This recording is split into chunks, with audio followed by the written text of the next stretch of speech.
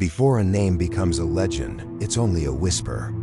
A rumor shared over campfires, traded between travelers crossing a land where borders move like sand and faith is worn like armor. Tonight, we follow one such whisper: 9 men, a vow, and a symbol that would divide empires. This is how the temple was born, and tonight, you and I will walk straight into that darkness. Subscribe now, turn on notifications, because what you're about to witness is a secret history the church tried to bury and kings tried to erase. And believe me, you'll want to stay until the very end. Imagine the road to Jerusalem after the First Crusade, rutted, dangerous, lined with broken milestones and broken men. Bandits haunt the olive groves. Pilgrims clutch relics at their throats and hurry along in tight clusters, praying the next turn won't be their last. Now, imagine 9 knights stepping from the dust to offer a promise: we'll guard you. Not for silver, not for glory. For God. They take vows that sound like locks turning: poverty, chastity, obedience. Their beds are hard, their meals simple. Their rule, stricter than iron, is copied and recopied in Latin across Europe. Their tunics are white for purity and marked by a cross the color of fresh blood. That cross will become a magnet for devotion and danger. Because a symbol is a door. Once you open it, anything can step through. The new brotherhood is given quarters on sacred ground, the very hill where Jewish temples once rose and fell, and where, in their day, the dome and the Al-Aqsa Mosque gleam like hammered light. Beneath those stones, tunnels, cisterns, old bones of a world already ancient. That is where the order roots itself. Warriors praying where empires have broken their teeth. They sleep in dormitories like soldiers and chant like monks. They train until their arms burn and ride until the horizon gives up. And something curious happens. Pilgrims notice the roads feel safer. Merchants begin to trust. A trickle of donations becomes a streamland here, a mill there, a small castle no one knows how to maintain. The order shrugs, learns, and keeps the lights on. Poverty in the cell does not mean poverty in the ledger. Renunciation at the table does not forbid competence at the counting board. The brothers discover that guarding a sacred road requires a network, and that a network requires money. Here's where the story quietly tilts. Pilgrims don't want to carry coins too heavy, too tempting. So the Templars offer something else. Deposit your money in one city, receive a marked letter, and redeem its value in another. An early letter of credit. The idea is simple. Its implications are not. Now you can cross a continent with a scrap of parchment instead of a sack of gold. Now you can move resources without moving metal. Now a religious order has accidentally or not built arteries beneath Europe's skin, pulsing with numbers and trust. Some call it genius. Some call it heresy with a quill. Either way, it works. Estates are managed. Rents are collected. Ransoms are raised with frightening speed. The order learns to say no, to say later, to say with interest, and all the while, their cloaks remain white, and their cross remains red. A contradiction is forming. The kind that history loves, knights sworn to poverty, who can move a king's fortune faster than the king himself. If money builds the bones of the order, discipline gives it a soul. Their rule is exacting. No decoration on the saddle. No vanity in the beard. No laughter that breaks the liturgy. Horses are fed before riders. Brothers eat in silence.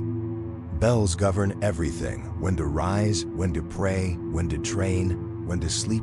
And on the field, they are terrifying. Templar cavalry doesn't break its line. They advance like a wall with a heartbeat, hooves pounding, lances leveled, eyes locked on the banner. If the banner falls, another hand snatches it before it kisses dust. Men who live in rules can bend reality. That's the secret power of discipline. It rewrites fear. Secrecy protects and secrecy feeds. Initiation rites are private so rumors bloom. Did the brothers spit on the cross to prove their loyalty to something deeper? Did they kiss in strange places as an oath of terrible silence? Did they keep a head holy or hellish in a chest and ask it questions in the dark? It's almost boring how predictable people are. Give them a locked door and they'll invent a monster to fill the room. The Templars don't explain. They rarely defend. The silence becomes a mirror and the world projects its nightmares onto it. If you were building a legend, you'd do exactly this. Hide a little, hint a little, and let the whisperers do your marketing. In a generation, the order multiplies. From Scotland's damp stone to Cyprus's sun-blasted fortresses, commanderies sprout like hardy weeds. They aren't just garrisons. They're hubs, granaries, workshops, treasuries, stables, courts. Power notices. Popes issue privileges. Kings call in favors. Donors pious and pragmatic tie estates to the cross, hoping for blessing, prestige, or at least honest accounting. And the Red Cross travels. It's painted on shields, carved into keystones, inked into ledgers. The brothers speak many tongues. They argue, yes. Monks argue about tactics and theology, and how much rope a lay brother can requisition before it counts as extravagance. All the while, the brand strengthens. If you were a traveler in those centuries and saw that cross on a wall, you understood. Here is a place with rules. Here is a place where your story might be written down and kept safe. But masks have a way of fusing to skin. The blend of monk and banker, soldier and administrator makes the order both essential and suspect. They answer to the Pope, not the crown, a privilege that frees and isolates. They refuse to flatter. They'd prefer to be right. And then there's the thing money always does. It attracts need. Kings in debt discover a pious creditor is still a creditor. Churchmen in politics discover humbled knights are still proud. Power isn't just about what you own. It's about what you can deny. Walk a Templar chapel, and you'll notice the geometry hums. A rotunda modeled on a holy blueprint from far away. Columns like chords. Windows that make the sun behave. The architecture doesn't shout. It arranges. I'm not here to prove or debunk every theory about coded plans and solar alignments. I'm here to tell you what it feels like to stand there, as if the building is a diagram, waiting for your breath to complete the equation. Maybe that's the real secret of their spaces. They instruct without speaking. You don't read them. You walk them. And by the time you reach the door, you've learned something you can't put into words. The Order's reputation is a weapon. A small force with a white mantle can steady a crumbling line. A messenger with a red cross can open doors that rust for everyone else. And reputation invites imitation. Other orders rise, the Hospitallers, the Teutonic Knights, each with their own charism, each playing the same exhausting game of logistics, politics, devotion, and war. Together, they knit a map of duty, stitched with rivalries that will one day unravel in fire. Here's the paradox that will haunt us later. The more necessary the order becomes, the more intolerable it is to those who cannot control it. A king with empty coffers looks at a rich, exempt, international brotherhood and sees a solution and a threat. A priest who whispers politics into the ear of a prince looks at men who answer to Rome and hears a rival homily. The Templars don't help themselves. They're proud of their rule. They're impatient with fools. They are better at their jobs than most of their clients. And they have built a system that can move wealth invisibly, almost like magic, which is another word for math people don't understand. All of this is still the rise. But you can hear the fall starting, the way you can hear rain gathering in a roof beam before the first drop hits your hand. It's easy to paint the order in epic colors, banners and bulls, vaults and voyages. But the engine is human men who grieve, laugh, doubt. Men who argue about blankets in winter and whether Brother Martin is sneaking second portions at supper. The ledgers are written by fingers ink-stained and cold. The horses are tended by hands that crack in frost. Remember this when we talk about curses and secrets, and vanished fleets, Every myth is strapped to an ordinary day. Someone had to sweep the chapel before the miracle began. Even now, stories begin to cling to the order like burrs. A head in a box blasphemy or relic. A map disguised as a prayer. A labyrinth inlaid in a cathedral floor that only speaks its secret if you walk it at the equinox dawn. It doesn't matter whether such things are provably true. What matters is that enough people believe they could be, because belief is a force. It can make a crowd kneel. It can make a king afraid. By the late 13th century, the Red Cross is everywhere, on sails, in courts, carved into gates that have outlived the names of the men who hewed them. The order is wealthy, but wealthier still in something harder to count: complicity. They are woven into everything, into crusade logistics, into royal debts, into the marriage of convenience between salvation and silver.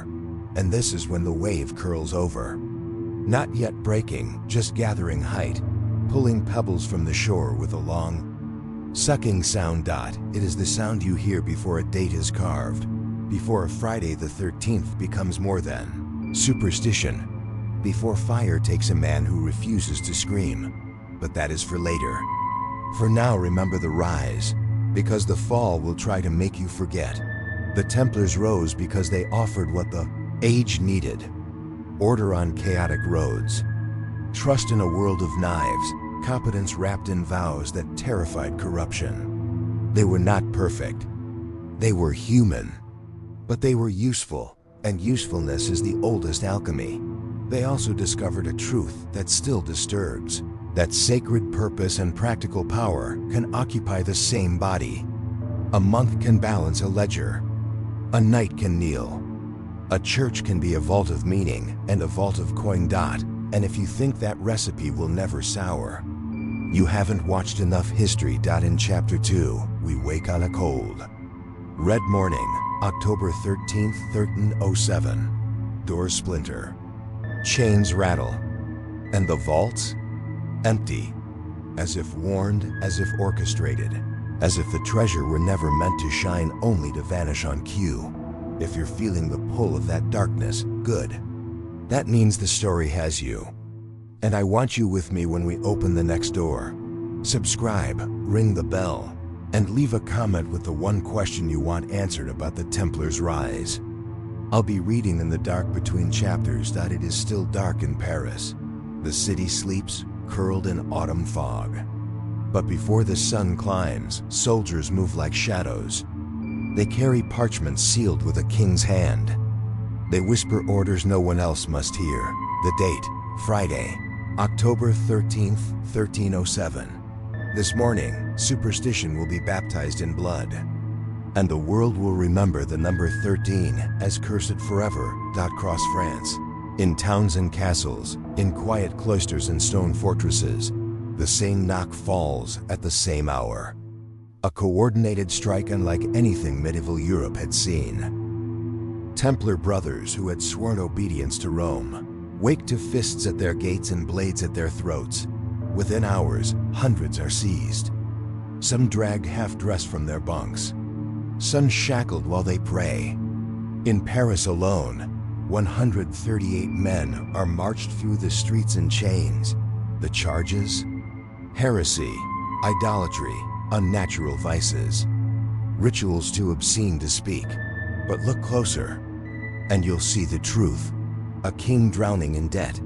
Philip IV of France, Philip the Fair, was obsessed with gold. Wars, lavish courts, endless expense. The royal coffers were hollow, echoing like skulls. And the Templars? They were his creditors. They held the ledgers of kings. The debts no one dared speak aloud. To Philip, there were two options: repay the debt or erase the creditor. He chose fire. The arrested Templars are thrust into dungeons. Torture begins immediately. Racks stretch limbs until they snap. Nails are torn away. Fires lick bare skin. Under pain that makes truth meaningless, confessions pour out. Yes, we spat on the cross. Yes, we worshipped a demon's head. Yes, we kissed one another in darkness. Confessions. shaped by the questions of their captors, and the people believe them, because fear loves scandal. And kings write history with the ink of suffering. But here is the part that shatters logic. When Philip's men storm the Paris temple, when they finally breach the inner sanctum, expecting vaults heavy with gold, they find nothing. No relics, no ledgers, no treasure. Just silence. It is as though the order knew the exact hour the trap would close, and simply vanished. And that silence is more terrifying than any confession. Because you can burn a man, but how do you burn a ghost? 7 years later, March 1314, Jacques de Molay, Grand Master of the Knights Templar, is led to an island in the Seine. The pyre is built. Flames coil upward, but instead of begging, instead of screaming, he speaks. He calls upon Pope Clement and King Philip to stand before God within the year. And they do. The Pope dies within weeks. The king follows before the year ends. Coincidence? Or the echo of a curse?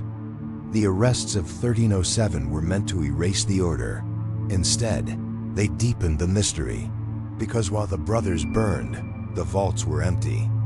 And while soldiers scoured the harbors, the Templar fleet at La Rochelle, ships enough to carry an army, was already gone, vanished into fog. No wrecks, no records, no return. A king's debt became a death sentence. A brotherhood's silence became a legend. And a Friday the 13th became a curse. But the question lingers like smoke. Where did the treasure go? The answer lies not in what was taken, but in what was left behind. If this story chills you, if you feel the emptiness of those vaults calling, stay with me. In Chapter 3, we sail into the fog with the missing fleet, where whispers claim the Templars carried not just treasure, but the soul of their order. Subscribe, and let's follow the ships into the unknown. The year is 1307. France is on fire with betrayal. The Templars are in chains, their Grand Master awaits the pyre, and vaults once brimming with whispers of treasure now echo with emptiness. But while kings gloat and dungeons fill, something slips quietly away. In the harbor of La Rochelle, under cover of fog, an entire fleet of Templar ships vanishes. Not one, not two, but every last vessel. Gone. No wreckage, no bodies, no sails drifting ashore. Just silence. And the sea. Imagine it. Dawn breaking over La Rochelle, the port thick with mist. Soldiers arrive to seize the Templars' fleet ships known to be laden with supplies, arms, perhaps even the treasure of the order. But when they reach the harbor, nothing, empty slips. Ropes swaying where hulls once groaned. A royal chronicler baffled records the absence with words that read like disbelief. All was gone, as though the sea itself had swallowed them in a single night. Coincidence? Hardly. The arrests of October 13th had been prepared in secret for months. Yet somehow the Templars knew. Ledgers scrubbed, vaults emptied, ships vanished. It suggests not panic, but planning. Encrypted messages passed hand to hand. Assets converted into forms the eye cannot trace. Scrolls burned in midnight fires.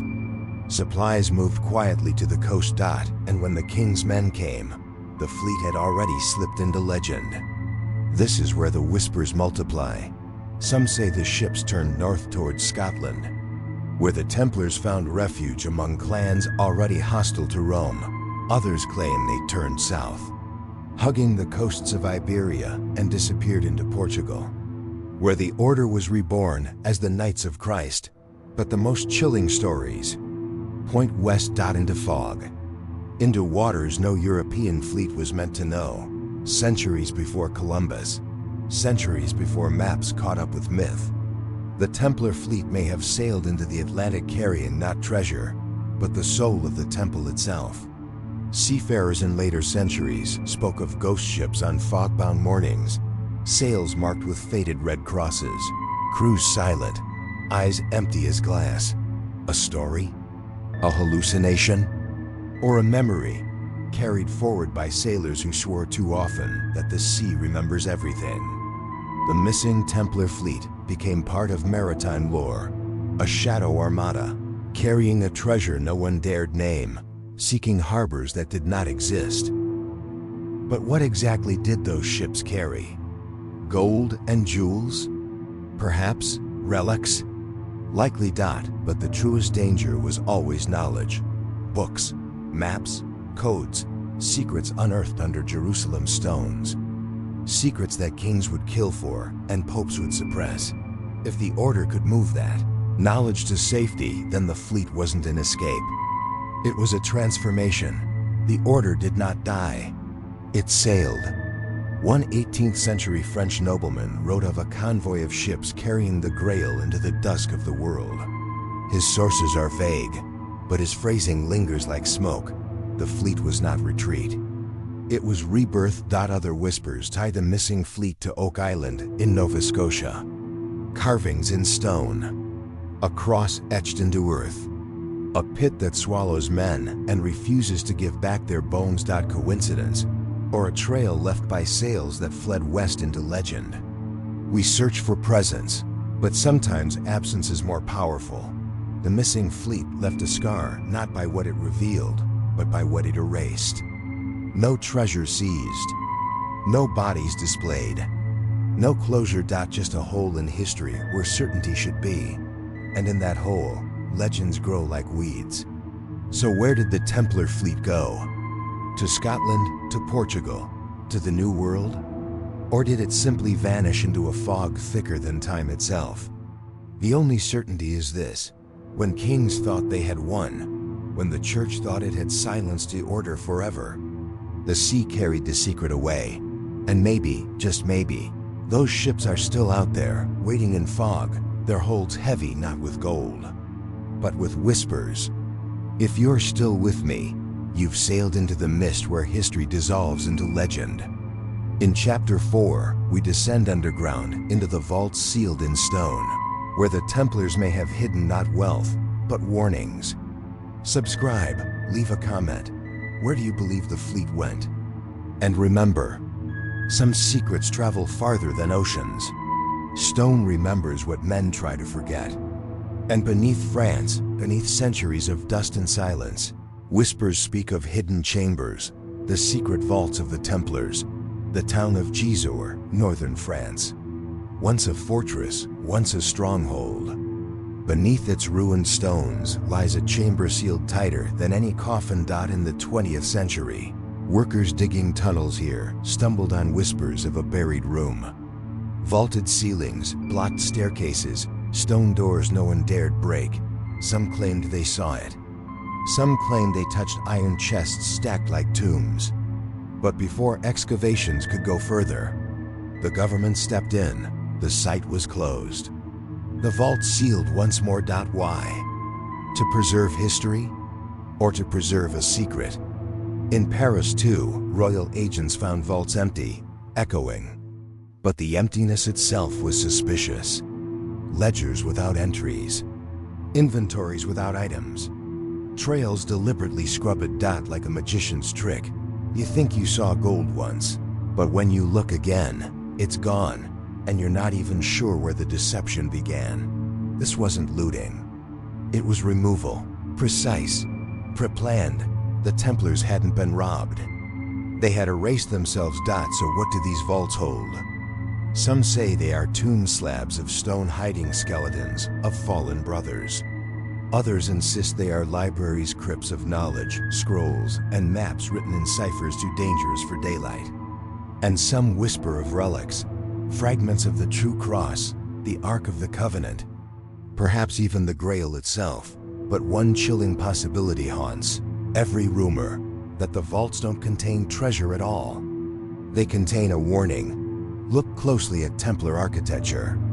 The round chapels, the labyrinths, the solar alignments. Each seems to speak in a language older than words.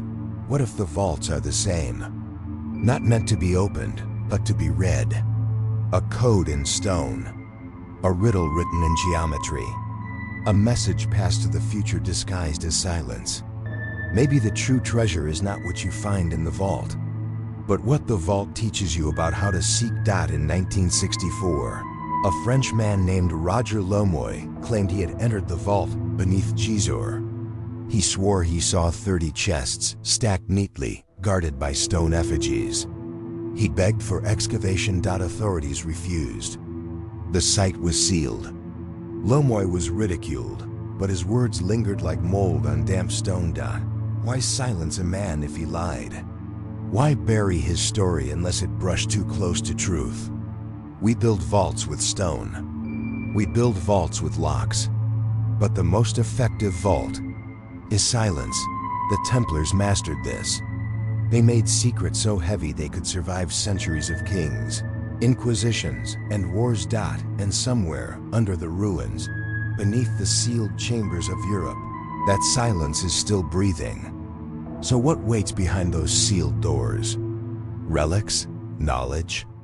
Or a curse too dangerous to name? One thing is certain: just because something is forgotten doesn't mean it's gone. If you've made it this far, you've walked with me into the heart of silence. In Chapter 5, we follow the survivors to Portugal, where the Order was reborn in secret, and where the whispers of the Grail grew louder. Subscribe, and tell me in the comments, if you found the sealed vault, would you dare to open it? The flames in France consumed the Templars' bodies, but not their spirit. Because while King Philip tightened his chains, while the Pope bowed his head in silence, the Order had already planted seeds elsewhere, seeds that would sprout in a kingdom by the edge of the sea. A young nation called Portugal. King Denis I of Portugal was no fool.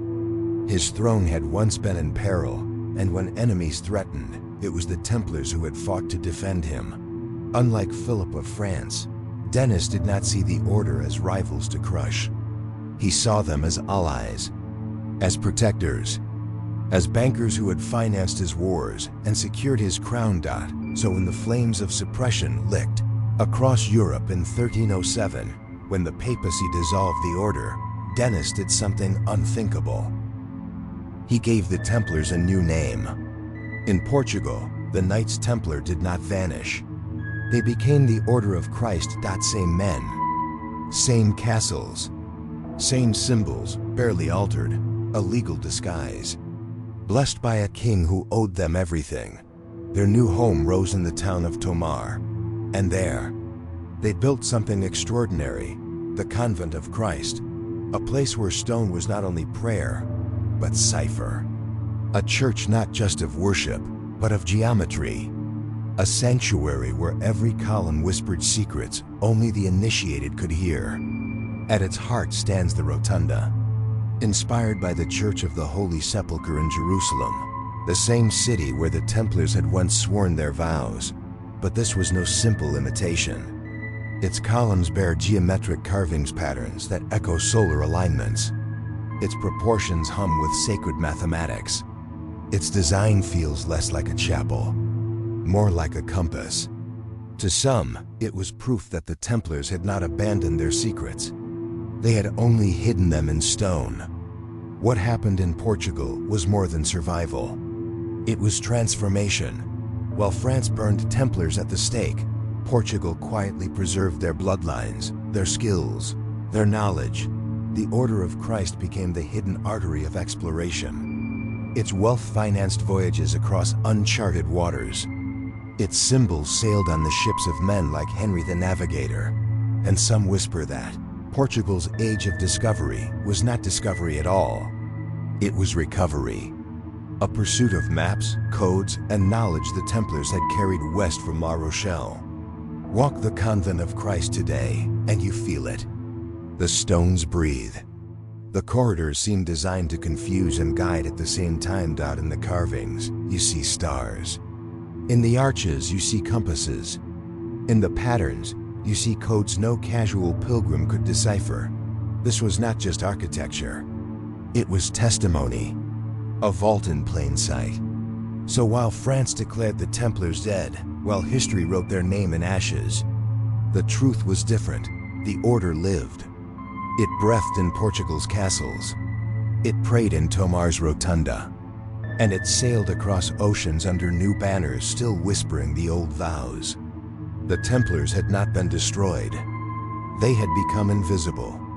And sometimes, invisibility is the greatest power of all. But if they carried their knowledge to Portugal, if they etched it in stone and sailed it on waves, then what exactly was this knowledge? Gold can be counted. Relics can be displayed. But the whispers spoke of something greater, something encoded, hidden in myth and legend. And so in chapter 6, we face the most enduring riddle of all, the Grail. Not a cup, not a stone, but perhaps a code.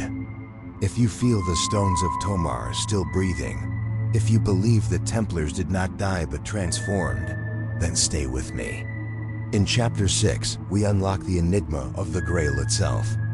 Subscribe, share this journey with someone who loves secrets, and tell me, do you believe the Grail is an object or an idea?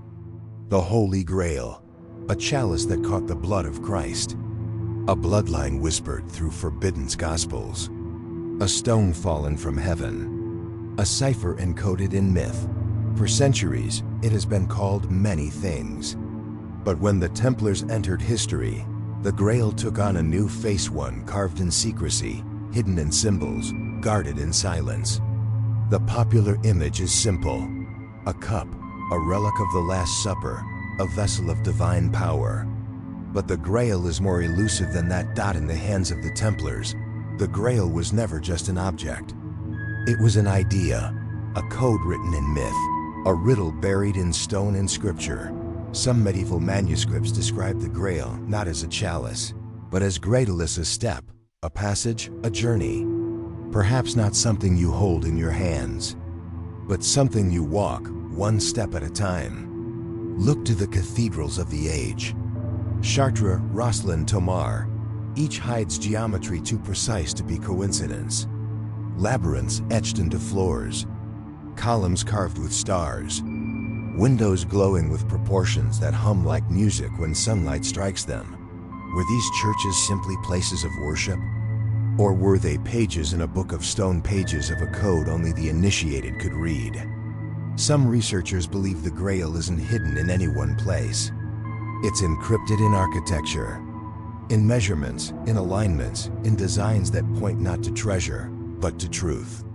Legends speak of a fifth gospel, a lost account of Christ, carried not in scripture, but in fragments, guarded by the Templars. This was knowledge too dangerous for the church to tolerate. A record that challenged the official story, perhaps even suggested a bloodline descendants of Christ and Mary Magdalene. If such a gospel existed, the Templars could not display it. They could only encode it, burying its whispers in geometry, in chants, in symbols disguised as prayer. Even in their prayers, anomalies appear, repetitions, strange sequences, numerical patterns. One litany to Saint Bernard contains phrasing that, when counted, forms a cipher. Another carving in a Portuguese chapel shows stars aligned like alchemical charts. Coincidence? Or proof of encryption?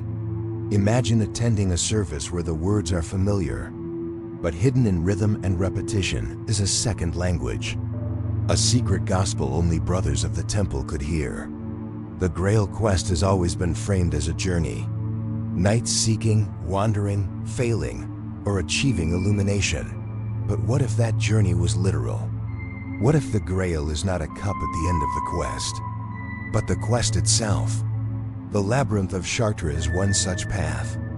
Walk it at dawn and you are reenacting a pilgrimage. Each step mirrors the legend. Each turn encodes the story. The Grail, then, may not be an artifact, but a system. A way of preserving knowledge through ritual, symbol, and geometry. Why guard such knowledge with blood and fire? Because knowledge is power. A relic can be stolen. Gold can be counted. But a truth that undermines kings and churches, that cannot be seized. It can only be silenced. And so the Templars built vaults of silence, vaults of stone, vaults of ritual. They did not hide a cup. They hid a code. The Grail is not what you think it is. It is not in a vault, not in a chest, not even in a chalice. It is hidden in the way stone aligns with sun, in chants that echo numbers, in maps disguised as myths, and perhaps it is still waiting to be read. In Chapter 7, we descend deeper into the shadow, curses, flames, and the name that turned Europe pale: Baphomet. If you're still watching, you're already part of the Grail quest. But remember, every seeker must choose what they believe. Is the Grail a cup or a code? Comment below, subscribe, and join me for Chapter 7, where myth turns to nightmare, and the Templars' darkest accusation is revealed. When power turns to fear, fear turns to shadow. And in the shadows of the Templars' downfall, two names still echo like curses: Damale and Baphomet. Paris, March 1314. The Seine flows black under a smoky sky. Jacques de Molay, last Grand Master of the Knights Templar, is led to his execution. The flames curl. The crowd murmurs. And then, in a voice steady as steel, he speaks not to his captors, not to the people, but to the void. King Philip, before the year is out, you will stand before God. Within weeks, the Pope is dead. Before the year ends, so is the king. And within a generation, Philip's bloodline has collapsed. Coincidence? Or curse? Whether prophecy, strategy, or something darker, Damalay's final words froze history. The Templars were no longer heretics in chains. They were martyrs cloaked in vengeance. But the darkest accusation was yet to come. In the dungeons, under torture, brothers confessed to worshipping a mysterious idol. A head, a demon, a name whispered in broken voices, Baphomet. To their accusers, it was proof of devil worship. To the frightened masses, it was nightmare made flesh. But what was Baphomet really? Some believe it was a grotesque head, perhaps modeled on John the Baptist. Others think it was a mistranslation, Muhammad, a slur against Islam twisted under pressure. A few argue it was never an idol at all, but a cipher. An anagram perhaps. Templi omnium hominum passus abbas, the father of the temple of peace for all men. Not a demon, not a monster, but an idea of unity too dangerous for kings and popes to tolerate. Were the confessions of Baphomet merely the product of agony? Or did some brothers, in their dying moments, speak truths in riddles? Whispers from Spain and Italy suggest inquisitors found no heresy at all, only frightened men holding to their vows of silence. But in France, confessions flowed freely, sculpted by torment. What if Baphomet was never worshipped, but encoded? What if the idol was not stone or wood, but a mask for knowledge, astronomy, alchemy, geometry, wisdom the church would brand as heresy to keep its monopoly of truth? Fear is the sharpest blade, and the accusation of Baphomet cut deeper than any sword. It transformed the Templars from disciplined monks into monsters in the public eye. It gave kings the excuse to seize lands, gave inquisitors reason to torture, gave the church cover to stay silent, but it also birthed a darker legend, one that has never died. Today, Baphomet lingers as a symbol. To some, it is a demon. To others, an emblem of hidden knowledge. And to the curious, it is the whisper of a code never fully broken. Whether curse, cipher, or fabrication, the shadow of Baphomet proved one thing: the Templars guarded something worth killing for. And maybe, just maybe, worth damning for. But if curses and idols shaped their fall, what of their survival? Not all brothers perished in flames. Some sailed away. Some hid in plain sight. Some passed their secrets into new hands. And in Chapter 8, we follow those shadows into new halls where Freemasons and bankers would carry the Templar legacy into the modern age. If you feel the chill of Baphomet's shadow, if you hear Damalay's curse echo in the flames, then stay with me. In Chapter 8, we step into the lodges of Freemasons and the vaults of Europe's banks, where the Templars' whispers still live. Subscribe and tell me, Do you think Baphomet was demon, symbol, or code? The Templars burned in France. Their Grand Master cursed kings from the pyre. Their fleet vanished into mist, but legends do not die. They transformed, and in the centuries that followed, the whispers of the Templars resurfaced in secret lodges lit by candlelight, and in the vaults of banks that still hold Europe's wealth today. When the order was officially dissolved in 1312, not every brother was executed. Some were absorbed into other orders. Some melted back into civilian life, and some carried their secrets into organizations that would one day be called Freemasonry. Freemasons traced their symbolic roots to medieval stonemasons. But by the 18th century, their lodges echoed with Templar imagery, red crosses, rituals invoking the temple, degrees named Knight of the East and Knight of the Temple.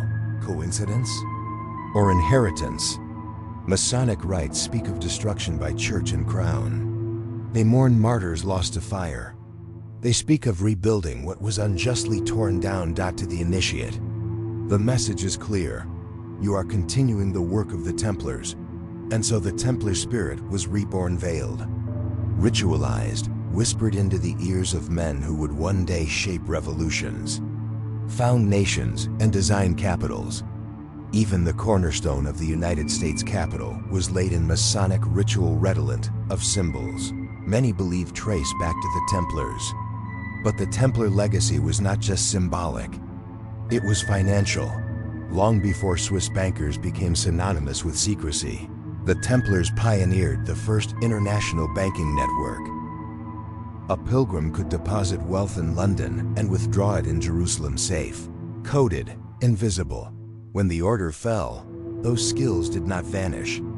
They passed quietly into the hands of families, guilds, and later, banking dynasties. The Fugger, the Lombards, the early Swiss houses.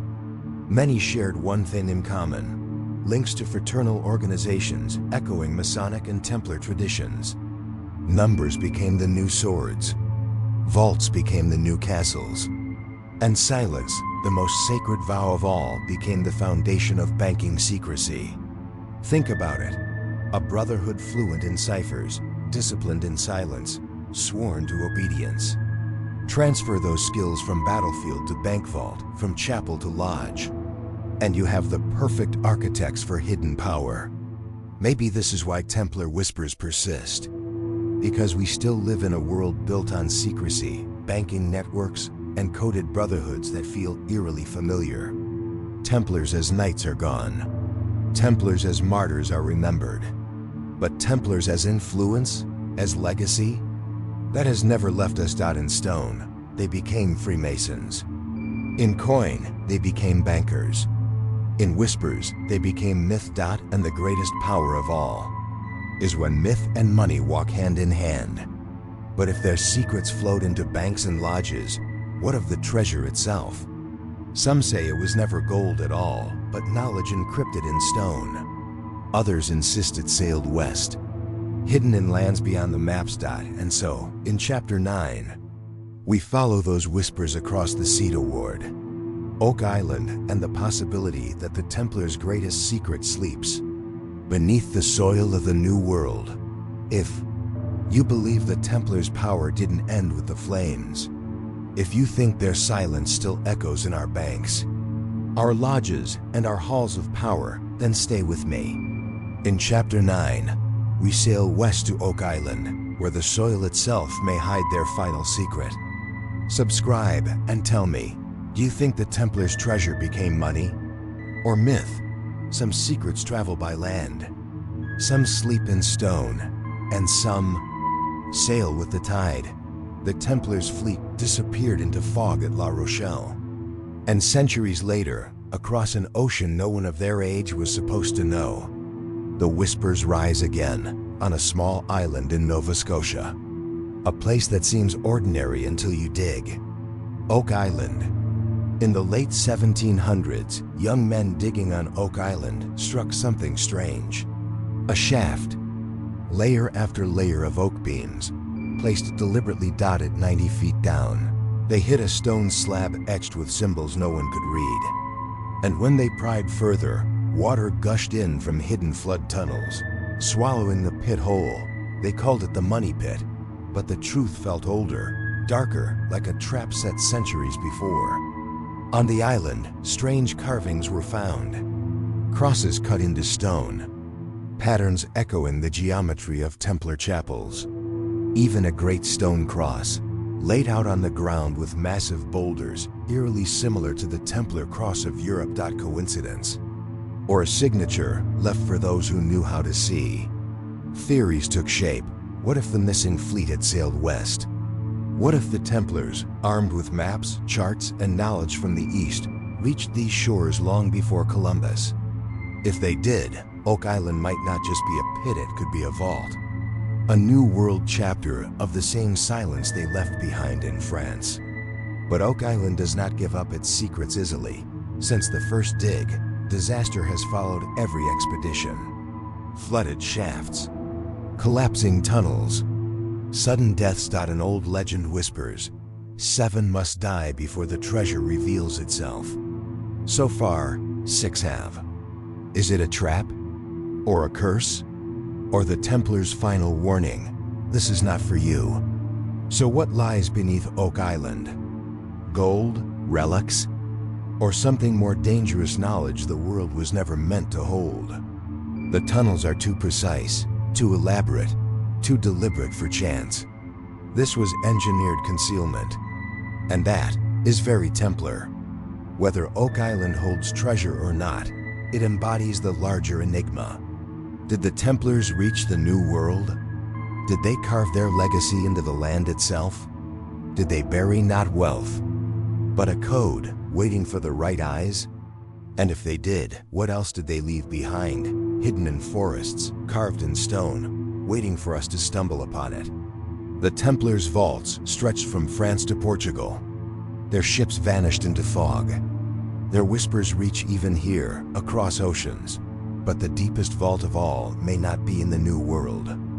It may still lie beneath the stones of the old. And in Chapter 10, we descend into the most sacred ground of all, Jerusalem's Temple Mount, where silence hides in tunnels older than empires.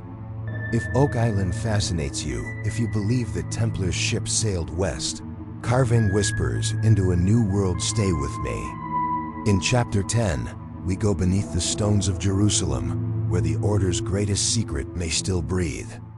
Subscribe, share, and tell me, do you think Oak Island hides treasure? Or a warning? Every trail we've followed, every vault, every fleet, every curse, leads back here, to a city older than kingdoms, to a hill where 3 faiths collide, to the heart of silence itself, Jerusalem, the Temple Mount, beneath the Golden Dome. Beneath centuries of prayer and blood lies a labyrinth of cisterns, tunnels, sealed chambers, some date to Herod, some older still. All silent. The Templars lived here, prayed here, dug here. And when they left transformed. Historians ask, how did 9 poor knights suddenly gain the backing of popes, kings, and nobles? How did they rise so fast with wealth and influence beyond measure? Some say they found nothing. Others whisper they found everything. Relics too sacred to reveal. Manuscripts too dangerous to publish. Knowledge too powerful to name, and instead of using it, they guarded it. Not a treasure to spend, a burden to bear. The Templars never wrote reports of what they unearthed. No scrolls to Rome, no accounts to kings. Only silence. A silence passed from night to night, from vow to vow. And maybe that silence is the true vault. Centuries later, in the Vatican archives, one parchment surfaced, the Chinon parchment. It revealed that the Pope had absolved the Templars, even as they burned, proof that their trial was not about heresy. It was about power. It was about what they knew. If the Church kept that truth hidden, what else lies locked away? So perhaps the greatest secret of the Templars is not buried in Jerusalem, or Oak Island, or any vault. Perhaps it walks among us. In symbols, in rituals, In whispers carried by Freemasons, bankers, explorers, dreamers, perhaps the treasure is not gold at all. It is continuity. It is the ability to survive in silence. Maybe the vault beneath Jerusalem still waits. Maybe the Templar fleet still sails in fog. Maybe Oak Island still hides a riddle in stone. Or maybe the treasure was never meant to be found, only pursued, because some secrets aren't shouted. They're whispered, and the whisper is enough. If you've stayed with me through the rise, the fall, the curses, the vaults, and the shadows, you're already part of this story. So now I ask you, what do you believe the Templars really left behind? Treasure? Knowledge? Or a warning? Subscribe, share this with someone who loves mysteries, and leave your thoughts below. Because the story doesn't end here. It never does.